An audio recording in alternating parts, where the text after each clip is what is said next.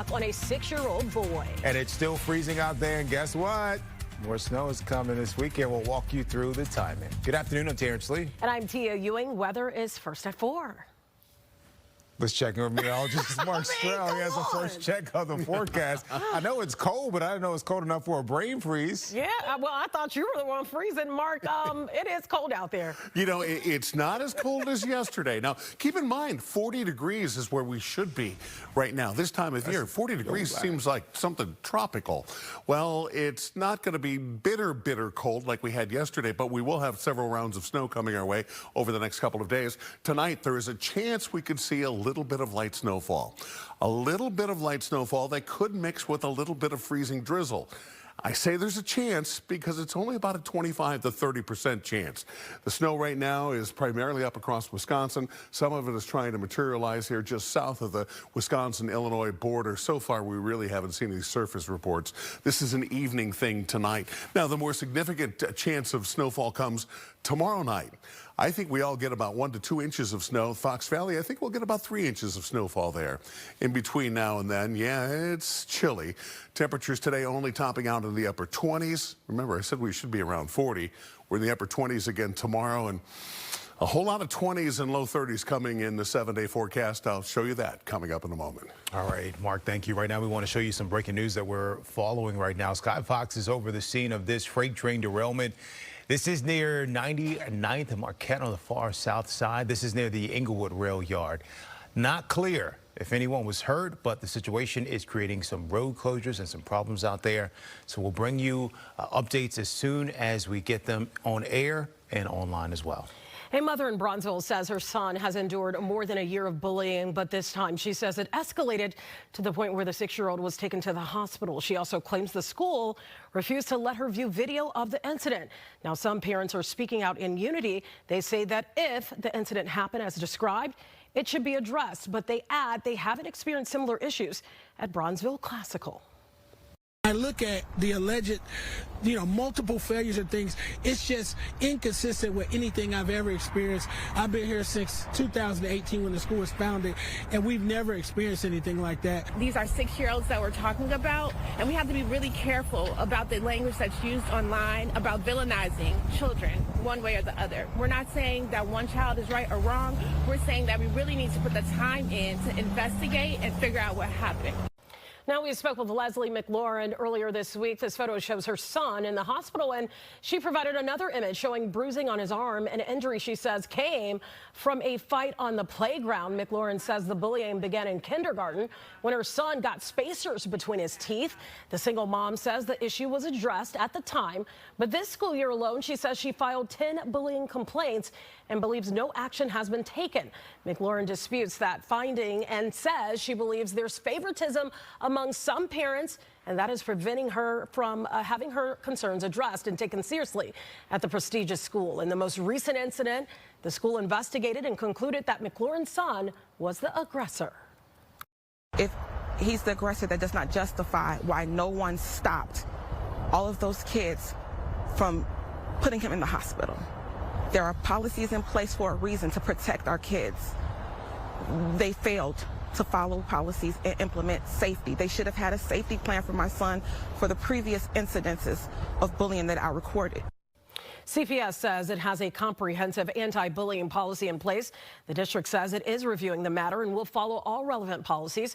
McLaurin was set to meet with Bronzeville Classical Elementary School at 2 this afternoon. She still hasn't seen the video. The City of Harvey is dealing with more layoffs during its financial crisis. The first round happened in October, affected nearly 70 employees, including many firefighters. Now, Harvey streets are left with even fewer first responders. Casey Cronus is here with the very latest on this. Casey? Hey, Tia and Terrence, and unfortunately, the mayor's spokesperson tells me this isn't the end. Another wave of layoffs is coming. All of this, of course, just a few weeks before Christmas. This recent round leaves 4 more firefighters sidelined, along with 4 others in Harvey's public works and police departments. Members of the fire department have been vocal about the layoffs, originally dubbed furloughs by the city.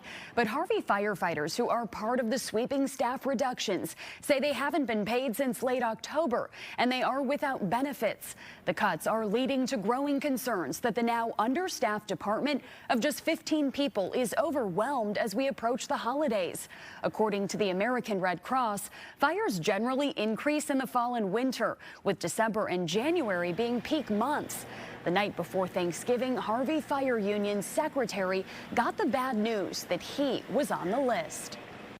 It's well over half the department, and we're down from a mandatory contractual 7 men on duty every day to 5 men available per shift to be on duty. And then you have to remember that in most cases, we're lucky if we get 4, and there are days where we have 3, 2, or even 1 fireman on duty. With that significantly reduced manpower, obviously it's much more dangerous for the firemen to do their jobs, and that'll make it much more dangerous for the citizens.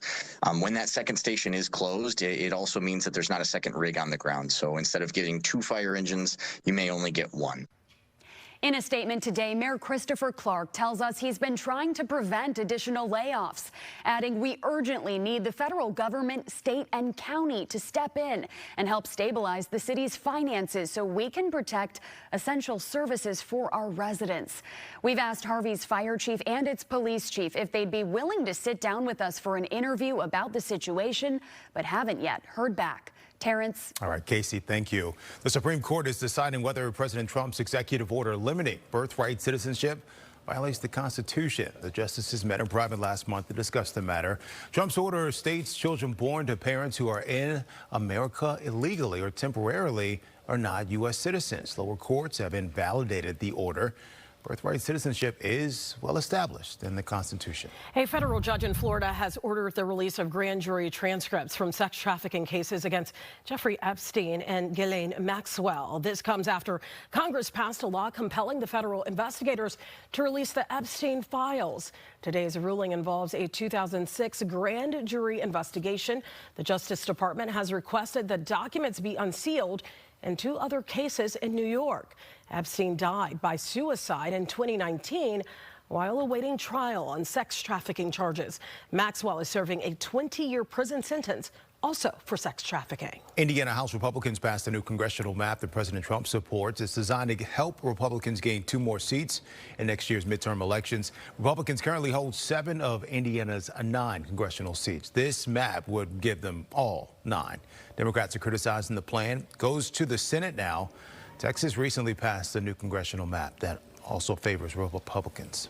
Some big football news today and big football news as well. Nice. So the Bears lost the key part of their offense just 2 days before their game against the Packers. Yeah, meanwhile, the U.S. World Cup path is now set. Cassie Carlson is here with a look at all of it. Yeah, well, let's start with Bears-Packers because that's what everyone wants to know about this weekend. It's the biggest story on Sunday, and there's a lot riding on this game. With the 2 top teams in the NFC North, the Bears hold on to first place in the NFC, but a loss could drop them to as low as 7th. Now, this is the first time since 1932 where both teams are playing each other with a 700 win percentage. Green Bay has won 11 of their last 12 meetings between Chicago, but Bears, of course, did snap the streak last year, Week 18 at Lambeau Field with a walk-off field goal. The Bears will head back to Lambeau Sunday without their top wide receiver. Rome Odunze has been ruled out because of a heel injury that's been bothering him since October. He leads the team in catches, receiving yards, and touchdowns. The Bears are getting back, though, 2 of their top linebackers in TJ Edwards and Noah Sewell, who have no injury designation. Meanwhile, the Bears-Packers has been a lopsided rivalry lately. Bears have won only 4 of their last 30 games against the Packers. They've lost 14 of their last 17 at Lambeau Field, and although they won their last meeting in Green Bay, Bears haven't won back-to-back games against the Packers since 2007. So both sides understand the importance of the rivalry. I think this rivalry is probably the most watched and the most important in the NFL because it's the longest one, and the Bears have been on the losing side of it, so now we need to take control of that. Respect is something that's earned, and these people want to come here and they want to meet us in our house, and, you know, we got to eventually go there. That's, you know, if someone comes along, what would you say? It's a respect thing, like, you know, especially losing a couple of games at home and the way we lost them in a fashion, like, you know, I think we have to come together as a defense to get our respect back. All right, it's already heating up, even though it's going to be a cold one. We are 6 months away from the 2026 World Cup on Fox, and we now know who the U.S. men's national team will face in the group stage. The Americans are in a group with Paraguay, Australia, and the winner of a European playoff, which will take place in March. They'll face Paraguay first on June 12th, right here on Fox 32 Chicago. USA head coach Mauricio Pochettino talked about the team's expectations in group play. My message to the player is, we need to compete better than Paraguay. That is going to be difficult. Australia is going to be difficult, and the team that is going to join us is going to be difficult. We need to build our journey step by step, and we need to prepare like it's going to be like it's the last game, the last opportunity. It's like the final of the World Cup. We'll have much more on the Bears World Cup and Big Ten Championship coming up in sports at 5 o'clock. All right. Thank you so much for that, Cassie. Well, we are getting a new look at a brand new professional soccer stadium coming right to the riverfront. This new site, coined the 78, is a nod to what will become Chicago's newest neighborhood. It will house Chicago Fire FC of the MLS. The stadium will cost about $650 million to build. We will see new retail, bars, restaurants, and recreational spaces for the community, and can house 22,000 fans there. The Fire's head coach says he's excited for what the stadium will bring. To really attract a robust fan base and get everyone enjoying the sport, it needs to be about raising the level. And you see, facilities like this, stadiums like we're building, definitely raises the level. The team hopes the stadium will open in the year 2028. A big loss in Chicago's music community. Who was DJ Commando, and what will his legacy be? We'll share the messages from those who knew him well and what we know about his death. A CDC panel says newborns don't need the hepatitis B vaccine, while a local doctor says that's dangerous.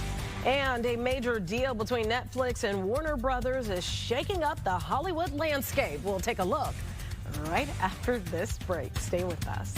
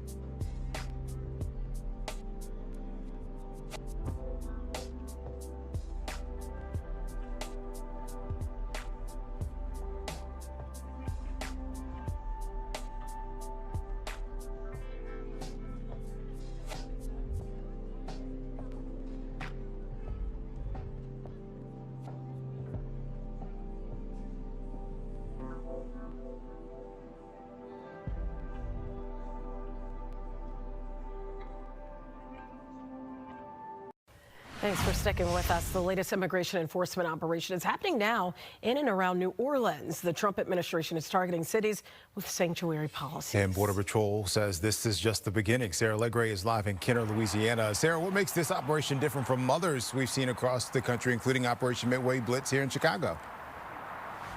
Well, Terrence, Tia, unlike what we saw in Chicago, what we're seeing here on the ground is more of this level of cooperation between both state and local leadership. Now, they say they want to do all they can to protect federal agents while they're here on the ground.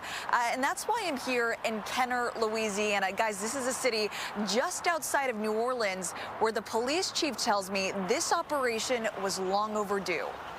Very pleased with the operation. We've heard some of the results from yesterday and things that they've done. Anything from crowd control to protecting the agents to getting them out of a situation, whatever it is, we're ready for it. They have trust in us, we have trust in them, and that's a great partnership.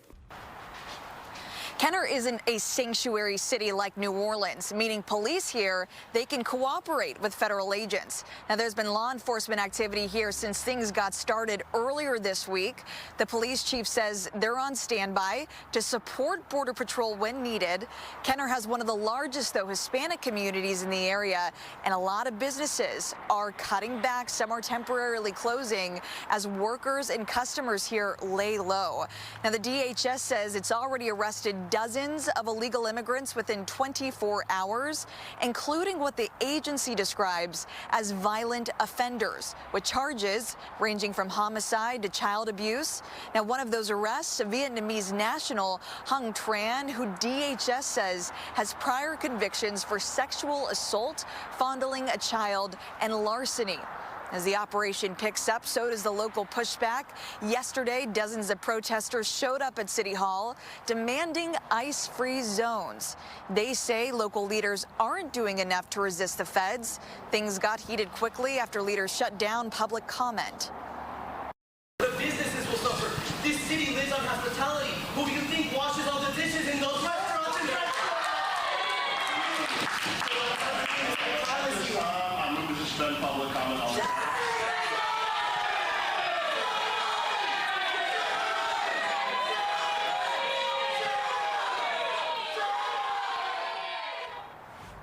Yeah, very emotional yesterday inside City Hall, and protesters, they say they're accusing federal agents of racial profiling and going after innocent people.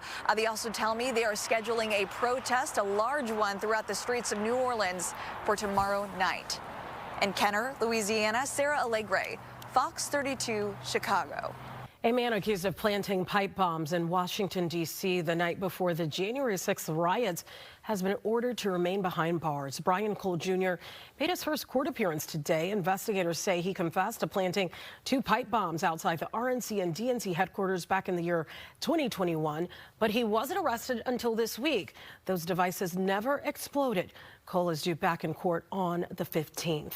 Major news for parents with young children. A CDC panel has voted to end the longstanding recommendation that newborns get the hepatitis B vaccine. For decades, the CDC has recommended that all babies get a first dose of the vaccine within 24 hours of birth. The new guidance suggests women who test negative for Hep B to decide for themselves. Doctors say babies who contract hepatitis B have a much higher chance of contracting liver disease later in life. On Chicago Live, we spoke with a doctor from Rush Medical Center who says this decision will put lives at risk. It's simply put out there and not based on any evidence, and it's I think tragically harmed the legitimacy, I think, of recommendations that come out of this committee. If families choose to skip the first dose at birth, the vaccination series would start when the baby is 2 months old. A mental health program is expanding into neighborhood spaces in Cook County. It's called SHOP, Shop Talk. That stands for Sharing Hope and Overcoming Pressure. Brings mental health conversations into barbershops, beauty salons, and other community spots. And now it's expanding across suburban Cook County. Broadview Mayor Katrina Thompson says this is urgent because data shows a mental health crisis right now among teenagers. Young black males now face one of the highest suicide rates among racial groups of their peers. These are our sons, our students, and our future. We cannot afford silence. Barbershops and beauty shops have always been more than business. They are community anchors. Yes. They are places of trust, conversation, and healing by bringing mental health resources directly to those familiar spaces. We break stigma, increase access, and meet people where they already feel safe. Leaders say Shop Talk saves lives by training barbers and stylists to spot distress, offer support, and then connect people to the help they need. It makes sense. Well, a huge deal could change the entertainment industry. Yeah, big deal. Netflix is buying parts of Warner Brothers Discovery in a deal worth more than $80 billion. Here's Ashley Dvorkin. I think it's the perfect marriage of content with distribution. A Hollywood bidding war finally fades to black, and Warner Brothers Discovery's film and TV studios and streaming platform HBO Max goes to Netflix. This is a game changer. It really is. Because if you think about it, they're going vertical now. The production, the existing library, the ability to produce more into global distribution. Who is going to catch up with them? Nobody. The media giant beating out Paramount and Comcast. The deal is valued at over $82 billion and will give Netflix access to Warner Brothers' trove of content, including the Harry Potter franchise, Game of Thrones, DC Comics, and more. It does not include Warner-owned cable channels like CNN and TNT. Netflix said the deal will allow it to significantly expand its production in the U.S., which will create jobs and strengthen the entertainment industry. Netflix also said it expects to maintain Warner Brothers' current operations, which includes releasing movies in theaters. The plot very much thickens when it comes to the long-term theatrical release plan of this merger, as it remains a big question for many in the industry. From nothing, when they started, to a bone-crushing combination of the best content and global distribution. Everybody in media wants to be on Netflix. The deal could still face regulatory challenges, as some lawmakers argue the merger would give Netflix too much control over content and distribution. In Hollywood, Ashley Dvorkin, Fox 32 Chicago. Just need y'all to streamline the menu. Look at this. Wow, look at that airport. Wow, that's gorgeous. Looks like something out of a movie, doesn't it? Yeah, it's giving Lion King. And it probably feels like a jungle out there for some people. Come on, come on, Tia. Well, because of the chaos and the traffic right now. Okay, that I mean, not because of the temperature. Yeah, definitely not because of the temperature. Obviously. But you might need a fur coat. You may be like one of those little lions that need a fur coat. Who's that little squirrel in Ice Age? I don't remember that. Oh. Wow. Sid. I gotta look Sid. It wasn't a squirrel, but it was something. You knew the name? Was it a meerkat? Yeah. What's the name? Sid. Oh, Sid. Yeah, I don't know what kind of. Sid kind of talk like that, Sid? Yeah. Huh? What was it, a meerkat? I am going to use you as a phone-a-friend for trivia now. I know, we have to. That's pretty good. Anytime. That was a beautiful shot there. Yeah. We would love to see more sunshine. Unfortunately, over the course of the next 7 days, sunshine's going to be a little bit limited. Temperatures right now, well, warmth is going to be limited as well. Look at these numbers.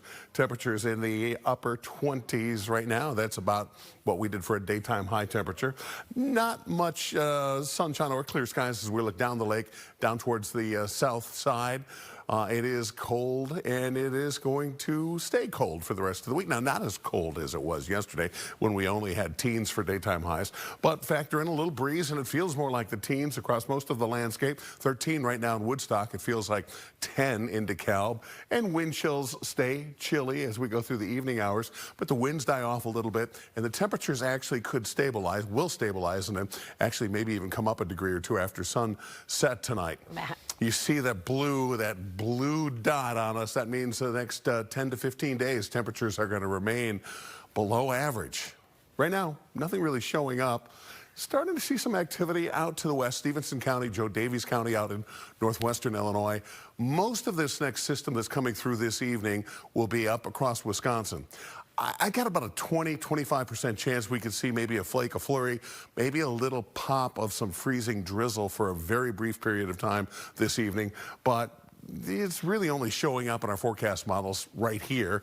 And then after that, we're back into clouds during the overnight hours. And again, notice how the temperatures, actually, they dip a little bit and then they start to come up a degree or two as the cloud cover acts as a bit of a blanket.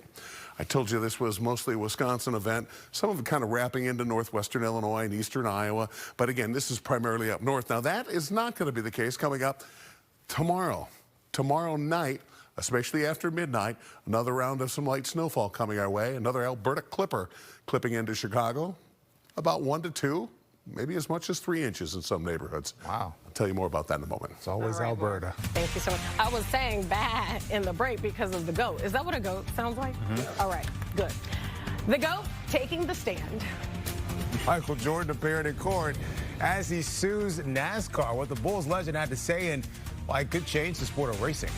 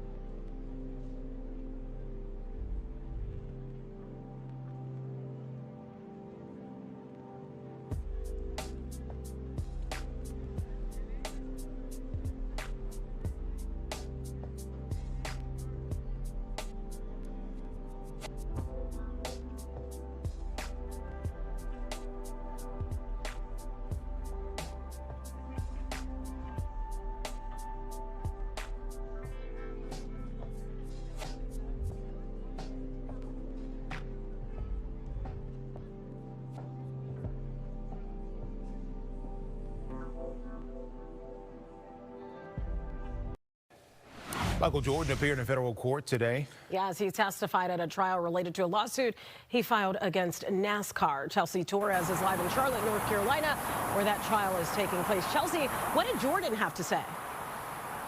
Well, for an hour, Tia and Terrence, he was testifying in front of the jury, telling them why he is suing NASCAR. Now, he first started his testimony talking about his passion for NASCAR. He talked about how his dad would take his family to different racetracks, and they would call it a, quote, weekend family vacation. Now, Jordan says that although he believes in the charter system that NASCAR has, he does believe that there needs to be a better partnership between race teams and the organization itself. Now, today was day 5 in this antitrust trial as 2 motor racing teams duke it out with NASCAR. Michael Jordan's team, 2311, has problems with NASCAR's most recent charter agreement. It should have been signed in September of last year, but his team refused. Instead, they're suing the stock car racing company.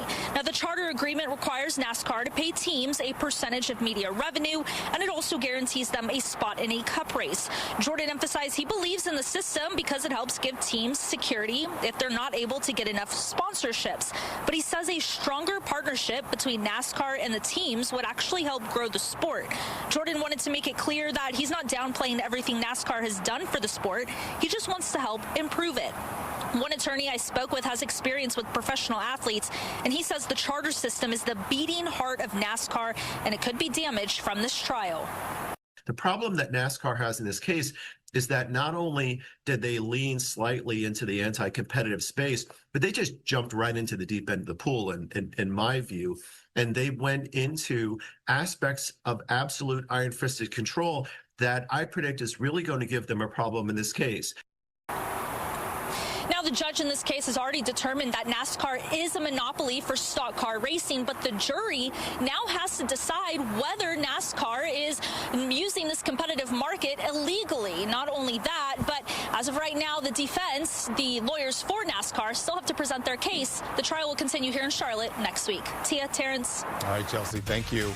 Dozens in West Humboldt Park were forced out into the cold. Yes, others sent to the hospital after a fire rips through an apartment building overnight. Why firefighters say it could have been a whole lot worse. And we're far from done with the SNOW. Mark is tracking when the latest flurries will arrive. If you want total health care from a provider you trust, Hi, Blair.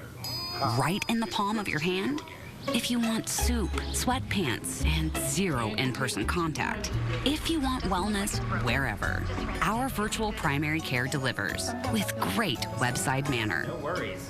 So choose your doctor from our profiles and enjoy the healthiest online relationship you've ever had. House calls have evolved. Advocate Healthcare. We turn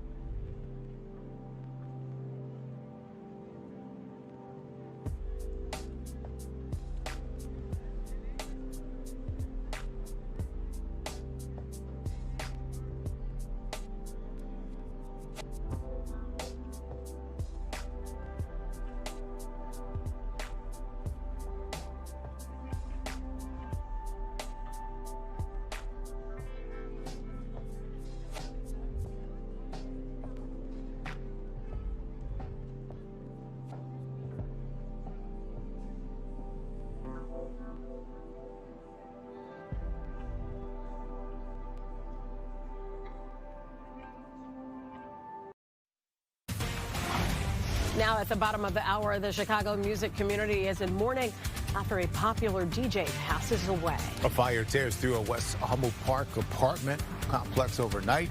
Now dozens are left wondering where they will go next. Plus, we are still dealing with the cold and more snow is on the way. Let's head over to Mark for another check of the forecast. Mark, it looks warm outside when you look at that shot, but it does not feel warm out there. Well, yeah, exactly. That's kind of been the problem over the last, 24 hours. Yesterday, we looked outside and saw some sunshine, but you went outside and found the truth was a whole lot different. We've got the cold air in place. Normal daytime high temperatures around 40 degrees. We're not going to be anywhere close to that. So we've got the cold air in place. We've got a couple of little disturbances that'll be kind of pushing through, and that means some additional pockets of snow coating our neighborhood. Now tonight there's a small chance of some flurries, maybe a little bit of drizzle this evening, a much better chance of some snowfall tomorrow. I think in Chicago we see about 1 or 2 inches overnight tomorrow night, most likely past midnight tomorrow night into the early morning hours on Sunday.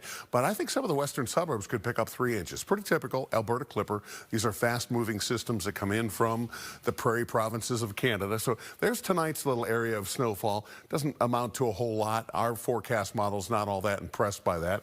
But here we are tomorrow. Mostly cloudy skies, but dry during the afternoon. And then during the evening, here we go. After midnight, 1 o'clock in the morning, some light snowfall, some drizzle south of Interstate 80, or at least mixed precip. And then here we are. This is Sunday morning, 8 o'clock.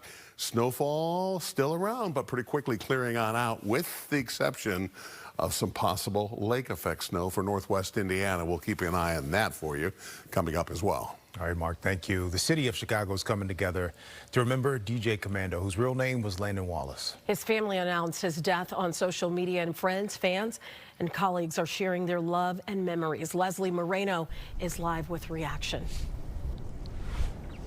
Tia, Terrence, good evening. Yeah, this is a devastating loss for Chicago.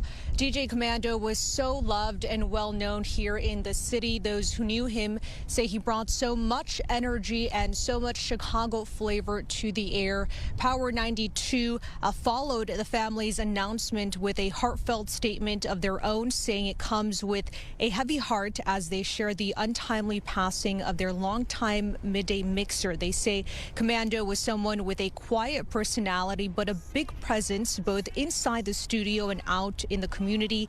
DJ Commando was also the official DJ for the Chicago Bulls. I spoke with one of his close friends, WGCI's very own Tone Capone. He says Commando was a fun-loving guy who will be deeply missed by many. Commando just is a light for the city. It's not just my loss. It's a loss for the city. It's so many people that he's touched. He just, you know, he's one of those people, and I'm sure we all know some, that's just a friend to everybody, right? And it's just crazy that a fixture in Chicago nightlife, just Chicago DJ scene, music scene, is not going to be there anymore. That's kind of weird to wrap my mind around. I'm gonna miss him, like everybody else. And yeah, we miss you and we love you, bro, and appreciate all the moments that we've had with you. Many are still trying to wrap their mind around this sudden loss. His family has set up a GoFundMe to help celebrate DJ Commando's life and legacy in the coming weeks. We'll have more details on fox32chicago.com. For now, reporting live here in Chicago, Leslie Moreno, Fox 32 Chicago. Leslie, thank you. 10 people had to be rushed to the hospital after flames tore through an apartment building in West Humboldt Park. The fire started right after midnight on North Carlo Avenue. Firefighters got there and saw heavy smoke and flames coming from the basement, moving up to the upper floors and back porches. People were carried out on stretchers. Firefighters worked fast to get everyone out and put out the fire, even though it was freezing cold. Companies reported smoke showing. Once they investigated, they found that they had a basement fire. As they pulled up, there were multiple residents that were self-evacuating out of the building. As a result of that, we had approximately 10 transports to the hospital. We don't know how the people taken to the hospital are doing yet. Investigators are still trying to figure out what started the fire. A rally in Little Village today pushed one clear message: shopping on 26th Street can help keep families steady and streets calmer. That event ran late this morning under the arch. Faith leaders said every local purchase helps small shops hire and keep kids busy with work. Speakers also talked about recent ICE detentions that pull parents from homes and left families without stability. The crowd prayed in several traditions and called economic strength a real part of public safety. One priest told the crowd he wants neighbors to stick together because many families feel targeted and alone. We walk with you, our sisters and brothers, mindful of these days in which a college student boarding an airplane going to visit and surprise her family over a Thanksgiving weekend vacation, or another gentleman, a young student trying to visit his family in Atlanta, Georgia, are detained by ICE agents. Organizers, I should say, plan more Faithful Fridays and say they will keep pushing for safer conditions and clear immigration rules, too. They also keep coming back to a simple ask for all of you out there. Visit Little Village this season and support the shops that keep the neighborhood working. Senator Dick Durbin, who is retiring, says he is taking one more shot at passing his signature legislation. The DREAM Act would give permanent legal status to childhood arrivals of immigrant parents. However, the odds of this passing seem slimmer than ever. Political reporter Paris Schutz has the latest on this. Paris? Yeah, Tia and Terrence. Senator Durbin has called the DREAM Act legislation the closest to his heart, and he has come close to passing it in previous years, but the goal remains elusive, especially with Republican majorities in both chambers and a Republican president who has been hostile to immigration. Still, Durbin says he owes it to immigration groups and the immigrant Americans who were brought here as children who currently have protected status thanks to DACA. Durbin will step down after his term next January, so the clock is ticking to pass this signature legislation. This has been the cause of my heart and my life for years.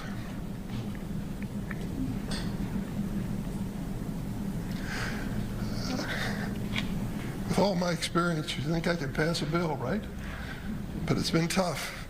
Things didn't go our way. There were times, though, when we passed it in the Senate, couldn't pass it in the House, passed it in the House, couldn't pass it in the Senate.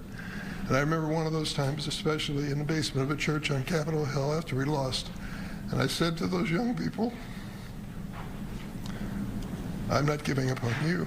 Don't give up on me. Today, we're going to finish this fight by introducing this bill and passing it as soon as possible. Durbin clearly emotional there. He has introduced the bill in every Congress since 2001. Now, this introduction comes as Chicago has been roiled by Operation Midway Blitz, with reports today of renewed activity from immigration agents across the region. Under the DREAM Act, which is co-sponsored by Alaska Republican Senator Lisa Murkowski, childhood arrivals would gain citizenship if they finish high school and pursue higher education or the military, and if they pass all criminal background checks. But as we said, given the politics of the current moment, Durbin's task would seem to require a miracle. However, it's not altogether out of the question. President Trump, in his first term, had expressed support for the DREAM Act before shifting on that. But right now, the climate is not very conducive to passing something like this. We'll see in his remaining year plus if he can get this done. All right, Paris, thank you. Well, it has certainly been fun to watch the Bears this year. Yes, and one popular bar has been a good place to hang out and celebrate. Up next, we'll give you a look inside Jake Mellon. Look at those wings. Ashley.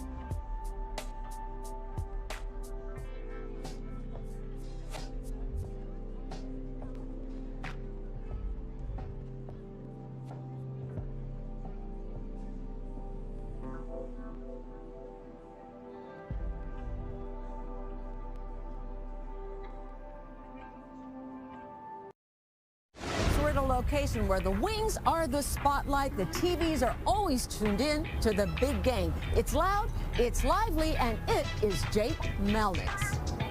Okay, I have been seated, and I am with Chef Keith Stodola. Thank you for having us. Oh, you're welcome. Okay, let's just begin with this. Because everybody knows about the wings at Jake Melnick's, right? This is what we're known for. It's our wings. This is our actual game day tower. It's 4 varieties of wings. You can get them bone-in like we have, or you can get them boneless, or you can get a whole entire tower of just our quadruple X wings. Tell everybody about these quadruple. I will not be eating these or trying these, and tell them why I won't be. So our quadruple X is our spicy wing. It's very hot. It has Carolina Reapers, ghost pepper, habanero, and scorpion peppers. In fact, when we started this, we actually had to have the Secret Service get us permission to get them delivered to us because it was considered a lethal thing because it was used in pepper spray, I heard. Yes. So it was so lethal that you had to get clearance from Homeland Security to be able to use this. Now, these peppers, now we can get them from anybody. Yeah, but I'm not eating anything called a Reaper pepper, okay?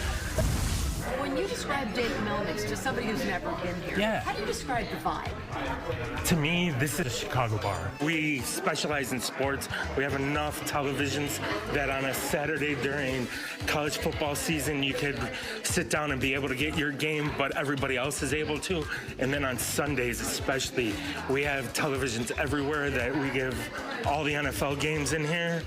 But at the same time, it's like that local community bar that everybody goes to. The locals come in and they drink and they have a good time and then they go home. It's fun. It's exciting. And then you get our wings and our good food on top of that. So this is the bar where everybody knows your name, right? Sound familiar? Yes. Okay. I wasn't going to say that, but you did. For you. Yeah. So it's about the wings, but you've also got some other highlights. Now, walk me through what else we have. This season, and this season only, for Bears games, we are serving a bear claw pretzel. That it's a big giant pretzel for a group of 4 or more. It comes with our cheese sauce, a pimento cheese, and then the mustard. But it's only for Bears games. So when the Bears are playing either Sunday, Monday, or Thursday, we will have it. Okay. Oh, look at this. I'm taking off one of the fingers. Oh, and pimento cheese and ooh.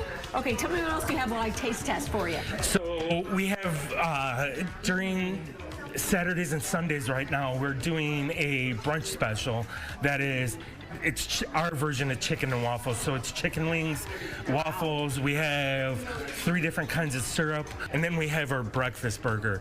This is a killer burger in my opinion. Tell us why. Because it's our smashed patties with cheddar cheese, but then it has this maple bacon onion jam that we make. It's a fried egg and a little chipotle mayo on it, and we're serving it with our waffle fries. Let's both you and I try. Which one are we? We're gonna try the pancha wing. These are amazing. In fact, these are Nate Bargatze's favorite wings. We found out on Colbert. He mentioned it for us. Okay, here I go. And I just dipped it in what kind of sauce? That is our blue cheese.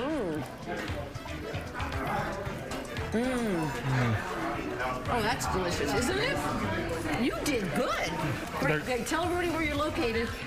We're located at 41 East Superior, and it's a fun place to hang out. Oh, well, I have had so much fun, Chef.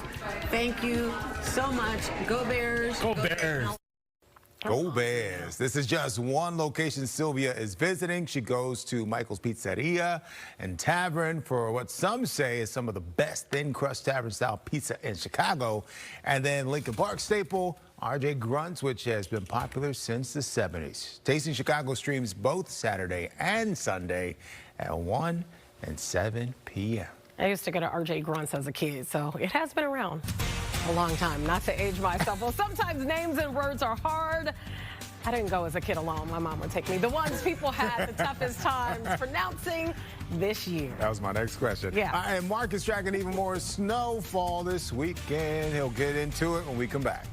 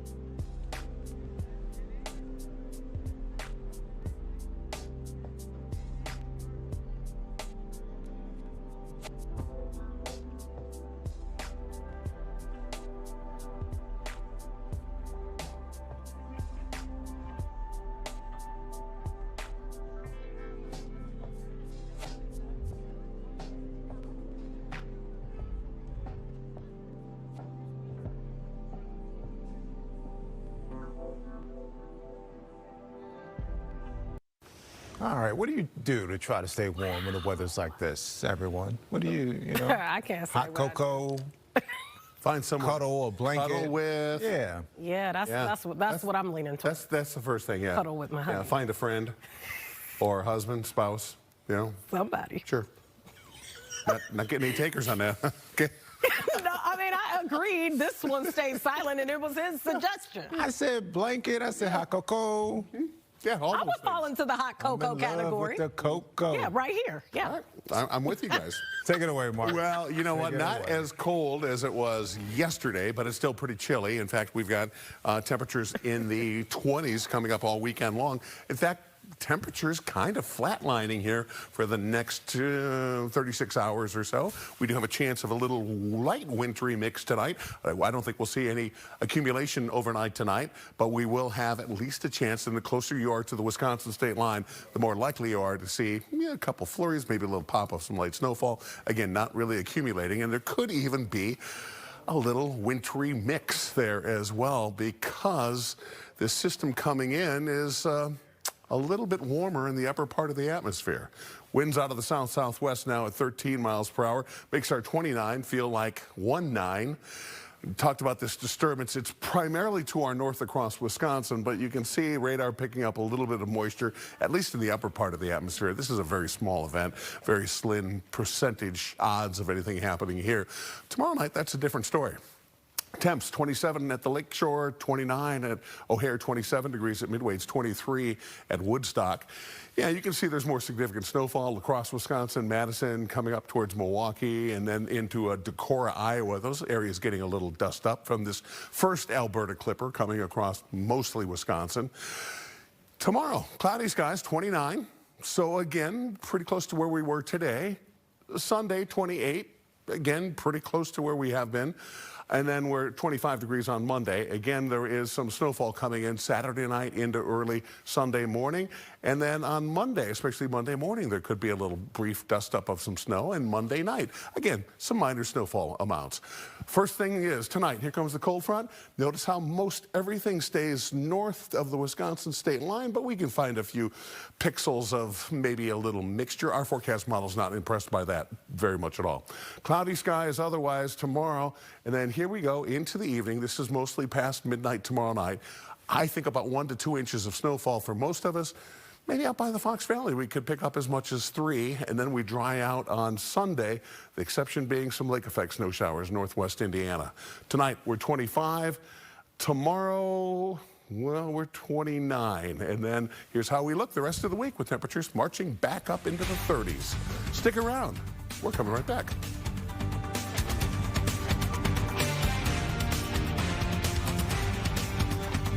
The Chicago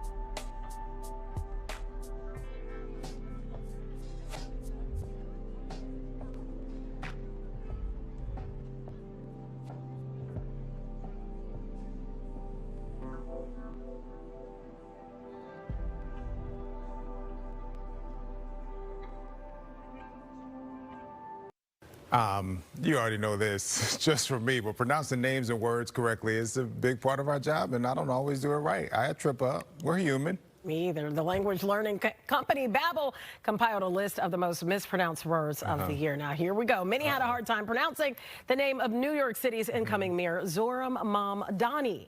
People would swap the M and N in his last name. Oh. So that's interesting. You just swapped it in his first name just now. Did I? What did I say?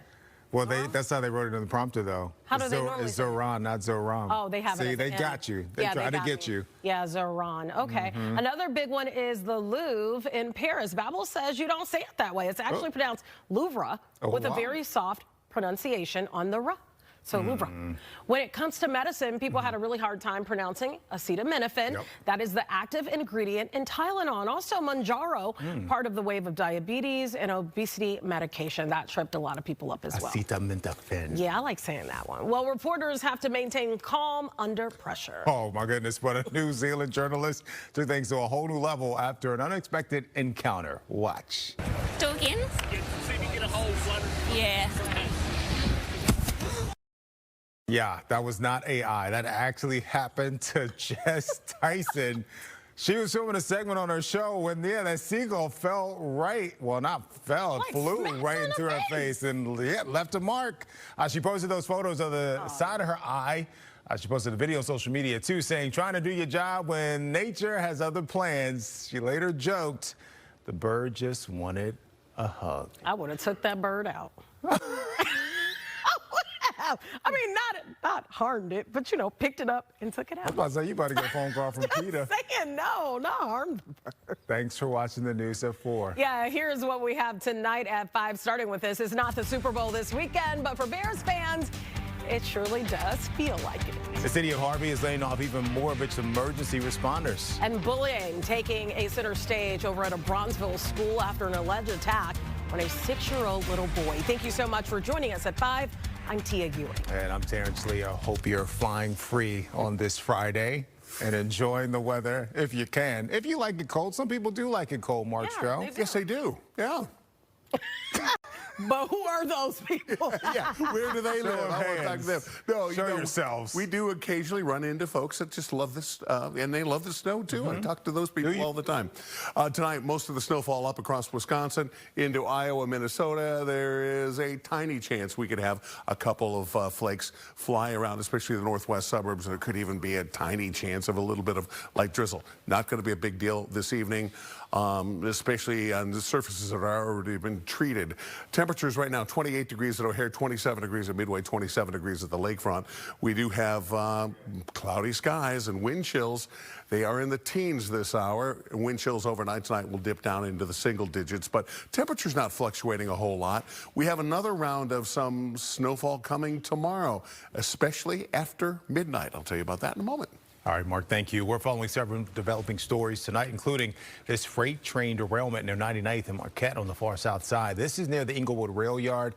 It's not clear if anyone was hurt, but the situation is creating some road closures. Well, the breaking news doesn't stop there. There's also an apartment fire near O'Hare. This is the Honeybee Complex in the 8600 block of Foster Avenue, and you can see just how close this is to the airport with planes flying right there in the background. And here's a closer look where you can see at least one unit on the top floor is fully engulfed in flames. The Chicago Fire Department says the building has been evacuated, as well as the nearby Dirksen Elementary School. No word on any injuries. Of course, we will keep you updated. Harvey is once again dealing with layoffs as the city's money troubles continue. The first round in October sidelined nearly 70 people, a lot of them firefighters. And now second round leaves 8 more people out of work. Casey Cronus joins us live here in the studio with the latest on this situation. That's right. And in this latest sweep, 4 of them are firefighters. The other 4 employees are in the public works and police departments. And this isn't the end. Another wave of layoffs, which would be the 3rd round, is on the horizon. That's according to the mayor's spokesperson. All All of this as families are preparing for the holidays. Members of the fire department have been vocal about the layoffs, originally dubbed furloughs by the city. But Harvey firefighters who are part of the sweeping staff reductions say they haven't been paid since late October and they are without benefits. The cuts are leading to growing concerns that the now understaffed department of just 15 people is overwhelmed as we approach the holidays. According to the American Red Cross, fires generally increase in the fall and winter, with December and January being peak months. Today, we caught up with Harvey Fire Union Secretary, who got the bad news that he was on the list the night before Thanksgiving, and another laid-off member who we first introduced to you in October after he was cut just one day before welcoming his first child. It's so stressful to know, like, I'm currently out of a job and I don't have this income every 2 weeks coming in. It's honestly a blessing because I get to be with my family and my little daughter like every day. So that's like the good part about it. I've been hanging in there. I've been applying for different positions and different jobs. I think the most important thing is to understand that, it has been said that we have supplemental manpower coming in as part of our MABUS agreement, and that is true, and that has always been true. But it's very important to remember that those men from those other departments are coming in to supplement our manpower, not to be our manpower. In a statement today, Mayor Christopher Clark tells us he's been trying to prevent additional layoffs, adding we urgently need the federal government, state and county to step in and help stabilize the city's finances so we can protect essential services for our residents. We've asked Harvey's fire chief and its police chief if they'd be willing to sit down for an interview with us about the situation, but haven't yet heard back. Terrence. All right, Casey, thank you. A rally in Little Village today made a direct ask. Spend your holiday money on 26th Street to help stabilize families and reduce violence long term. Faith leaders framed local shopping as a public safety tool. A gathering ran for 2 hours today under the 26th Street arch. Speaker said local dollars help small shops hire and keep young people working. They also talked about recent ICE operations that remove parents from jobs and leave children without care. Christian, Muslim, Jewish, and First Nation leaders called economic stability a key part of safety. One pastor said a Venezuelan family's recent detention shows how quickly a household can collapse, even when people follow the rules. And the Christina story is one of thousands and thousands and thousands of stories of families that have been ripped apart. They say they're going for the worst of the worst, but in the case of thousands and thousands of people, they've done literally everything the country's asked them to, and even despite that, their families have been ripped apart. Organizers plan more Faithful Friday events and want clear rules around who ICE detains and why. And they say anyone can help by supporting small shops in Little Village this season. The Supreme Court is going to decide whether President Trump's birthright citizenship order violates the Constitution. The order denies citizenship to children born to people in the U.S. legally, or I should say illegally or temporarily. The 14th Amendment gives U.S. citizenship to everyone born on U.S. soil with very few exceptions. The president's order was struck down by a lower court earlier this year. Indiana House Republicans passing a new state congressional map today. It's backed by President Trump and designed to net the Republicans 2 seats in next year's midterm elections. Republicans currently control 7 of Indiana's 9 congressional seats, and this new map could potentially help the GOP win all of them. It now heads to the Senate. The city of Chicago is coming together to remember Landon Wallace, better known as DJ Commando. His family announced his death on social media, and friends, fans, and colleagues are sharing their love and memories. Leslie Moreno is live with reactions. Guys, good evening. Yeah, this is a devastating loss for Chicago. DJ Commando was so loved and well known here in the city. Those who knew him say he brought so much energy and Chicago flavor to the air. Power 92 followed the family's announcement with a heartfelt statement of their own, saying it comes with a heavy heart as they share the untimely passing of their longtime midday mixer. They say Commando was someone with a quiet personality, but a big presence both inside the studio and out in the community. DJ Commando was also the official DJ for the Chicago Bulls. I spoke with one of his close friends, WGCI's very own Tone Capone. He says Commando was a fun-loving guy who will be deeply missed by many. Commando just is a light for the city. It's not just my loss. It's a loss for the city. It's so many people that he's touched.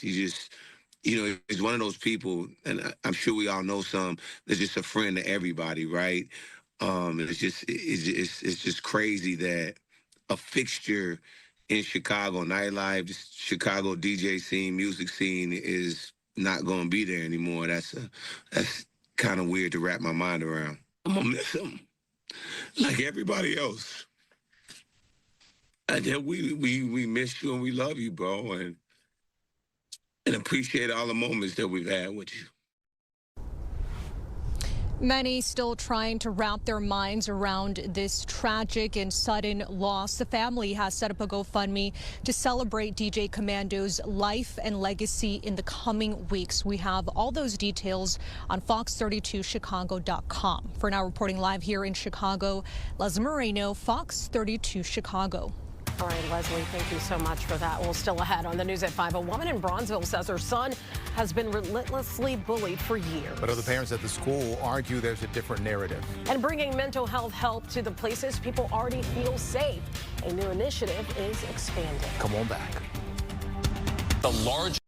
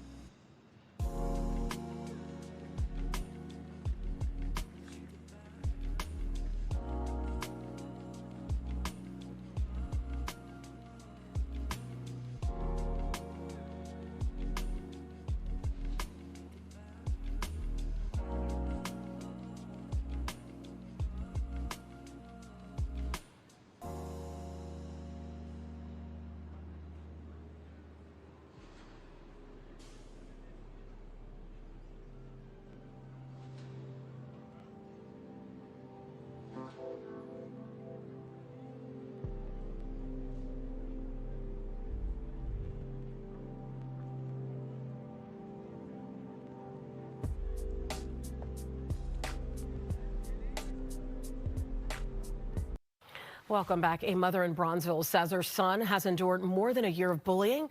This time, she says it escalated to the point where the 6-year-old was taken to the hospital.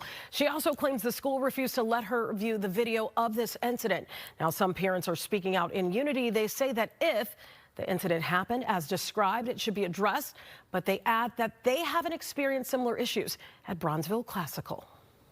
I look at the alleged, multiple failures and things. It's just inconsistent with anything I've ever experienced. I've been here since 2018 when the school was founded, and we've never experienced anything like that. These are 6-year-olds that we're talking about, and we have to be really careful about the language that's used online about villainizing children one way or the other. We're not saying that one child is right or wrong.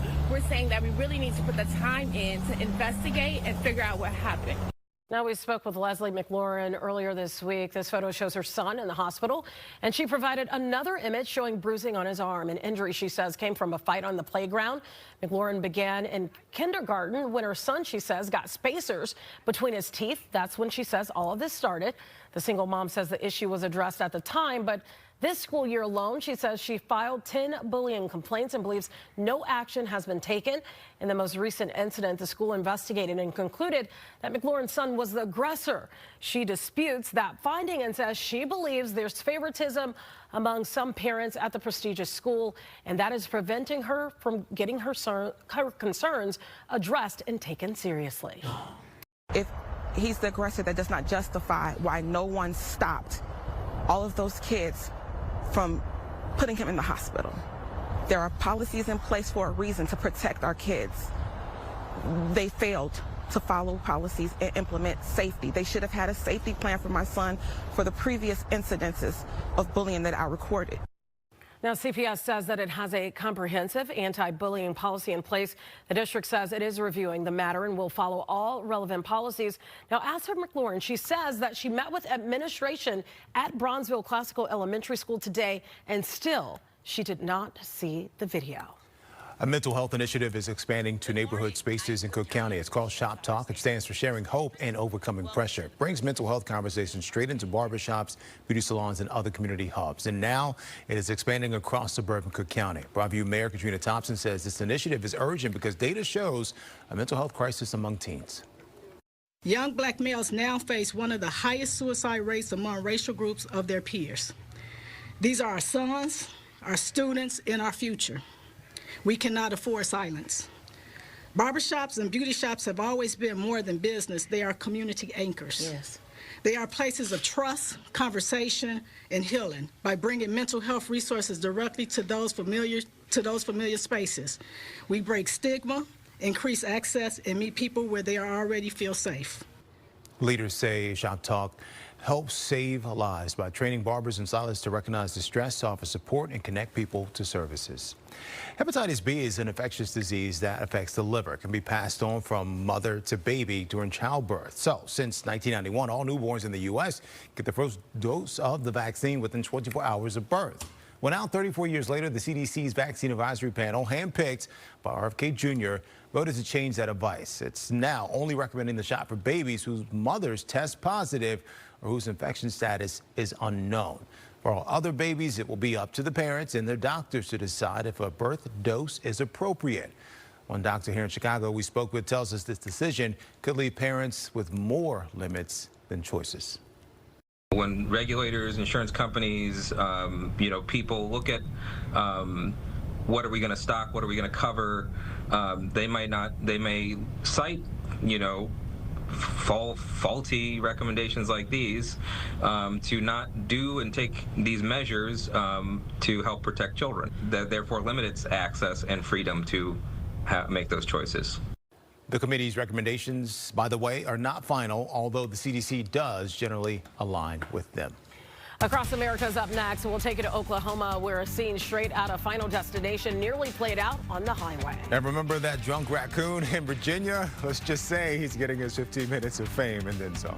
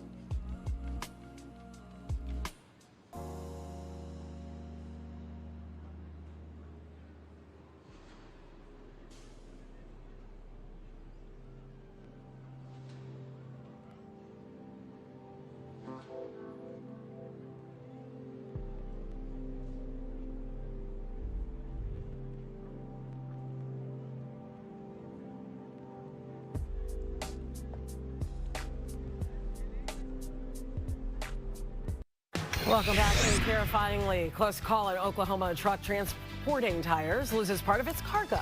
Yeah, you can see several tires went rolling and bouncing down the highway right at the State Highway Patrol car. Thankfully, the squad had minor damage. The trooper was just fine, but obviously things could have been much worse.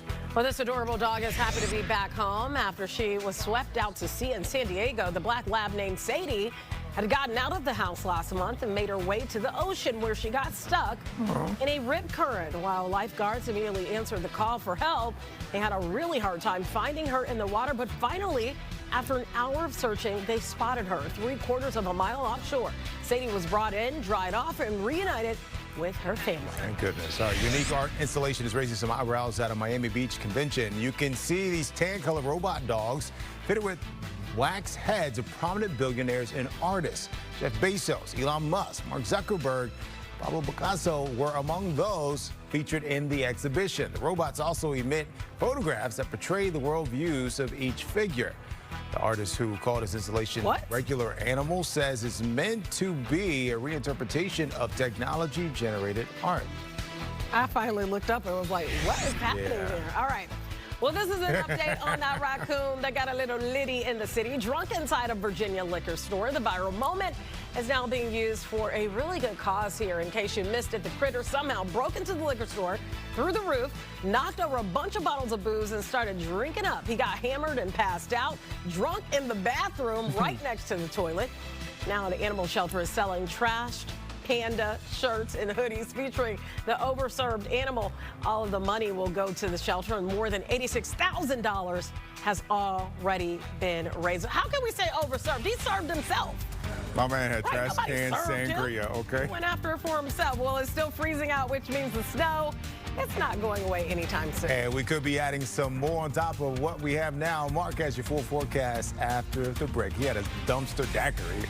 Tina Wynn later in sports. Bears and Packers, the first of 2 matchups in a 3-week span, with the top spot in the NFC North on the line. How the comments from a Packers star edge rusher is adding more fuel to the fire. I was baking.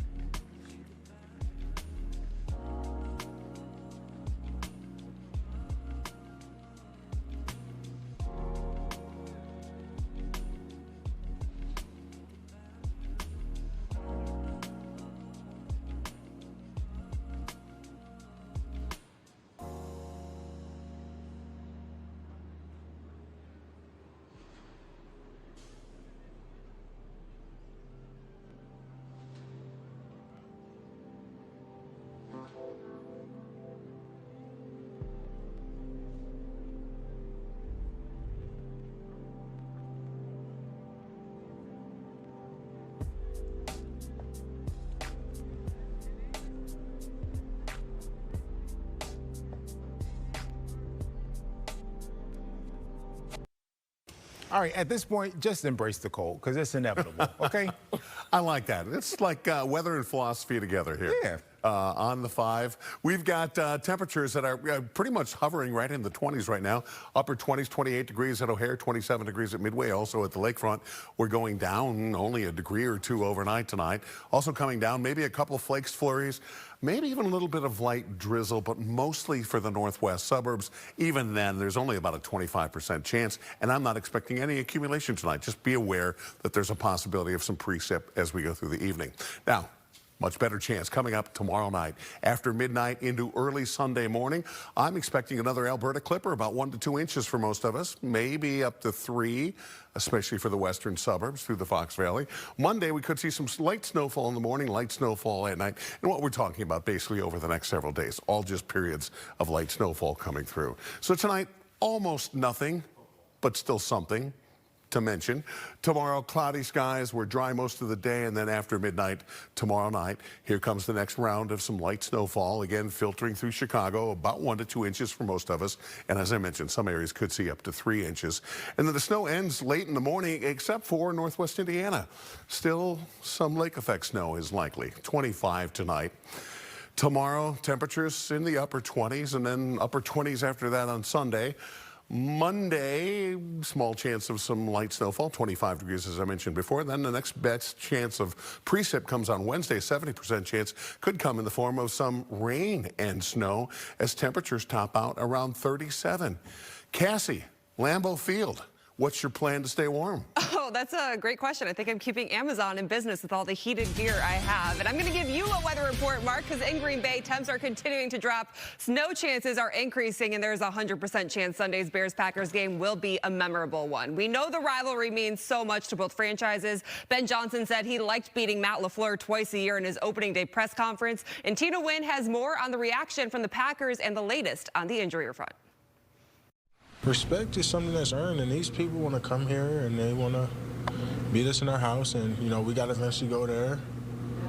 That's, you know, if someone comes your lawn, what would you say? Those were the comments from Packers star edge rusher Micah Parsons yesterday, adding more fuel to the Bears and Packers rivalry. With both teams battling for a top spot in the NFC North, the stakes are high.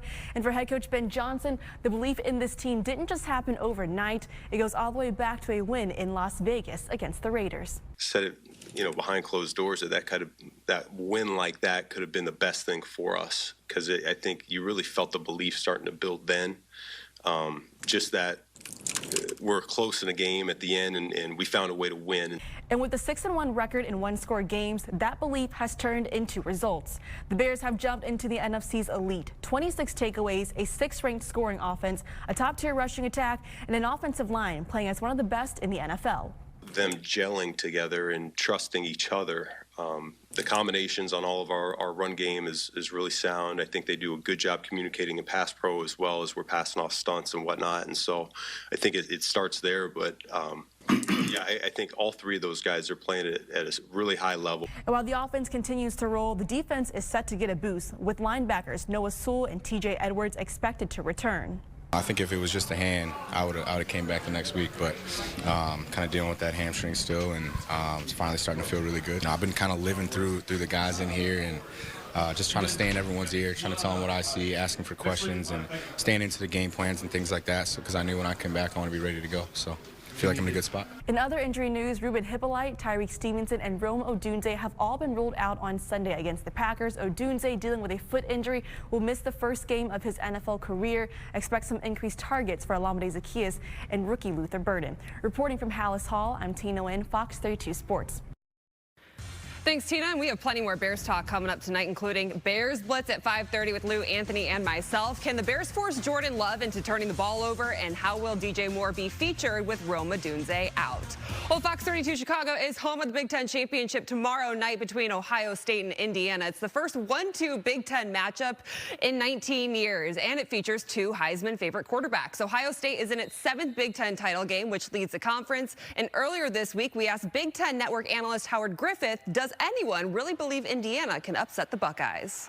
I think it's tough. I think there are a few people out there that believe it because one of the things that you watch this Indiana team do for the last 2 years, they never play down to their competition, no matter who it is. They go out and dominate whoever their opponent is that particular week. Now, that doesn't mean that they're just going to play a perfect game, and they had some struggles here and there that they've had to fight back and come up with wins.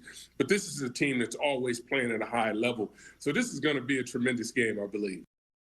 I know who Tia's rooting for. 6 months away from the 2026 World Cup on Fox, and we now know who the U.S. men's national team will face in the group stage. The Americans are in a group with Paraguay, Australia, and the winner of a European playoff, which will take place in March. They'll face Paraguay first on June 12th here on Fox 32 Chicago. Meantime, the Bulls looking to snap a 5-game losing streak tonight as they host the Pacers, and Penn State is reportedly close to hiring Iowa State's Matt Campbell as their next head coach. Terrence and Tia. All right, so that wasn't clear. You're rooting for who? The Ohio State University. She was given like a missed field goal signal over there. Right, for Indiana, of course. All right. Thanks, Cassie. Thanks for watching us at 5 o'clock. And now you can stream us on your smart TV with Fox Local. We're on all the streaming platforms. Yeah, Bears Blitz coming your way next. He'll be here tonight at 9, and so will Mark. They'll see you then. Yeah, we will.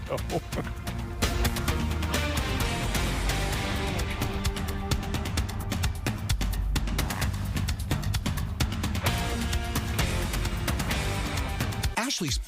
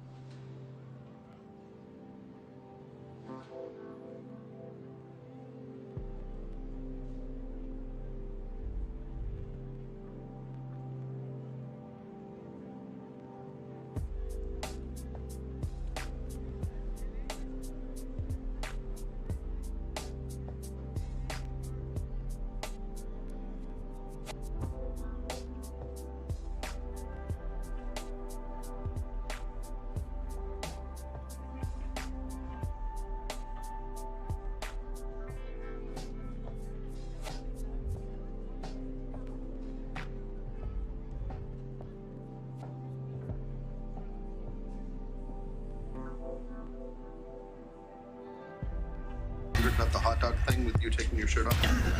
I'm a man of the people, so time will tell. Hell yeah! I know you guys are hungry for more, right? And the city of Chicago's hungry too. We can do something special for Chicago.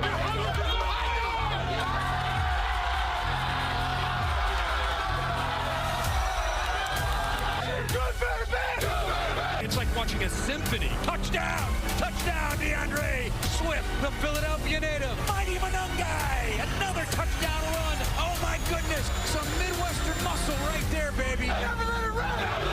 We haven't hit our pinnacle yet. We're going to show our best ball here soon. Rolling to his left, he's gonna throw deep. He's got commit. Touchdown Bears! What a play call by Ben Johnson. Caleb to Cole. Ball game, baby! Wow! A little run to Philadelphia freedom.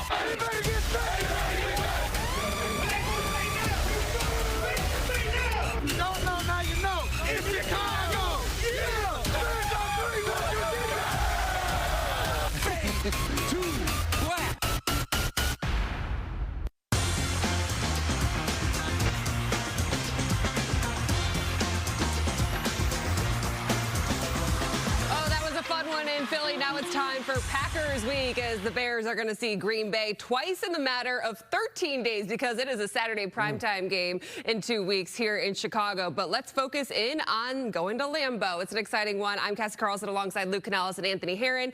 And looking at where these two teams stand right now, mainly the Bears being first place in the NFC, which everyone is going to harp on until it changes. Does this feel like one of the biggest Bears-Packers matchups you can remember in recent history? I'll tell you what, for me, it goes back to 2013, December 29, 2013, Bears-Packers, final game of the regular season, and a chance for the winner to go to the playoffs because they are going to win the NFC North. And then Aaron Rodgers throws the dagger in my heart and every Bears fan's heart out there. This is perhaps the biggest game in the history of Western civilization. I do think it's safe to say that. There's not much that could really outshine what we're going to watch, not only this week, but like Cass mentioned, a couple of weeks from now, with the Bears facing the Packers 2 out of the next 3 games. And we knew that this rivalry was going to continue to be historic because it always is. But when you factor in the fact that, yes, the Bears have first place right now in the NFC. Not in the division, not in the NFC North, the #1 seed right now in the NFC. This is a crazy stat. The first time since 1932, both the Bears and Packers are meeting each other with a 700 win percentage, and first place in the division is on the line. The craziest thing is the Bears can drop from first place in the NFC to as much as 7th if they do get a loss up at Lambeau. So there's so much buildup for the game between these two storied franchises. You love rivalries. I've been in some cool, fun rivalries throughout my career so far, whether it's NFL or you know, college. And so they're always fun. They always come down to, you know, it's an emotional game. It always comes down to, you know, the final minutes. This is a huge week for this organization, this city. Obviously, there's a lot of history behind the Bears and the Packers. Personally, I'm not trying to make it anything more than what it is. It is the most important game of the season, but it's only because it's the next game. And honestly, I'm manifesting this is not going to be our biggest game of the year, regardless. I know it's hatred. They're getting talked about all the time. Anyone you talk to, it's always beat the Packers, you know. So I understand the rivalry, and I know how important it is to, you know, my team, coaches, staff, owners. One neat thing about the Bears is we know George McCaskey hates the Packers. He actually holds a seminar with all the rookies every year to just let them know how big of a deal the rivalry is between these two teams. Let's add some more fuel to the fire because in Ben Johnson's opening press conference, he named Matt LaFleur, someone he doesn't really have a relationship with, and said, I kind of like beating him 2 times a year. Now it's going to be at Lambeau. It's going to be bitter cold. They moved this to a 3:25 game on Fox. This has all the makings of a good one. And for the Bears offense, going up against what Ben Johnson called maybe the best defense they've seen all year. It's a real good defense. It's even better at home at Lambeau Field, where they are allowing just 13 points a game. And they're without their best defensive lineman, Devontae Wyatt, who in the middle of that defensive line really is a factor when it comes to stopping the run. I get it. We all talk about Micah Parsons. You run at a guy like Parsons, he's great at rushing the passer. He's not great at defending the run. It's a really complete defense. That to me is what's unique about this challenge because, you know, the Steelers had excellent edge rushers, but then they had linebackers who you could kind of focus on and maybe a secondary that you could scheme up against. And we've seen here where just recently, the last game, the Philadelphia Eagles have a very active defensive front. They've got a secondary that can do things, but for whatever reason, their defense hasn't played well consistently here recently. For Green Bay, they can get it done up front off the edge. They've got linebackers who know what they're doing. They've got a secondary that can disguise and take the ball away. So to me, this is one of the more complete defenses the Bears have faced all season. But does the run game for the Bears travel? Is that the key to getting this offense going? Because they rushed for 281 yards against the Eagles defense, and that's a defense going in that no one thought the Bears would be able to do what they did against them, and Vic Fangio in particular. Is that the key to victory if you're looking at how this Bears offense can unleash? And I think, too, this is a bigger conversation for the offensive line and how they're carrying this offense in that run game right now. Throw to score, run to win. Yes, I think that the run game travels, your defense travels, especially at this time of the season when the weather is iffy, when it's super cold like it's going to be on that frozen tundra. And we have seen in their 2 losses at home, Cassie, man, their defense played well enough to win those games, but still, Rico Dowdle for Carolina ran for $130 and 2 touchdowns against that real good Green Bay defense. And the Eagles, in their, 10-7 victory over the Packers, rushed for over 100 yards. So they're real good, as Big A mentioned, at going after the quarterback. But if you don't fall behind and aren't forced to throw, I think you put your offense in a pretty good position. The Bears can utilize motion so effectively to free up run lanes for both Kyle Monangai and DeAndre Swift, and both of them are running with force, with urgency, and I feel like they're feeding off of each other really well. You combine that with the talents up front on the offensive line, and that's where they've been able to vault up into one of the top 2 rushing attacks in the sport. Let's talk about the passing attack, because Ben Johnson called out wanting to see the passing game take a step forward, saying they were losing in spite of the passing game on Monday. Then on Tuesday, he said he wanted to clarify that that wasn't an indictment on Caleb Williams, who he believes is managing the game really well. And he said it's receivers and their route details. It's Caleb Williams giving what they're calling a runner's ball, something that they've complimented Jordan Love on having. But can this team sustain what they're doing and getting these wins without the passing game as they go through this stretch run of December? I think so far they have shown, yes, they can right now. And we've been caught up in completion percentage because the head coach got into completion percentage when we first talked to him, and he said that the goal for Caleb Williams was 70%. He wasn't even 50% last week in a win against Philadelphia. And Big A, the numbers don't lie in my opinion. In the games in which he has not completed 60% of his passes, forget about 70, they're 8-0. And in the games in which he has completed over 60% of his passes, they're 1-3. I think it's something that they need to work on during the offseason. I'd like to see him be more effective with the short pass game. I think he's missed a number of guys with the short pass game, but it's not something that I'm worried about right now as we get ready for, 2 of the biggest games over the next 3 weeks.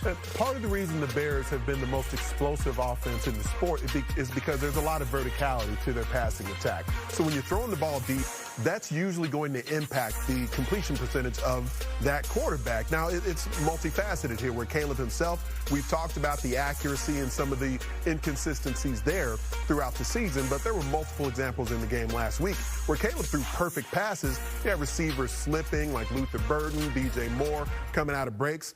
Those frequently enough can end up being interceptions when you got a receiver who's not at the landmark they're expected to be. And you got a quarterback who's trying to throw with rhythm and anticipation between a talented secondary. So those are things that not only Caleb, but the pass catchers have to get cleaned up as well. Worth noting that wide receiver Rome Odunze is out this game with a foot injury. All right, we got to take a break. The Bears defense continues to rack up takeaways. Jordan Love, though, doesn't really turn the ball over. We discuss how the Bears can force the quarterback into making mistakes next on Bears Blitz.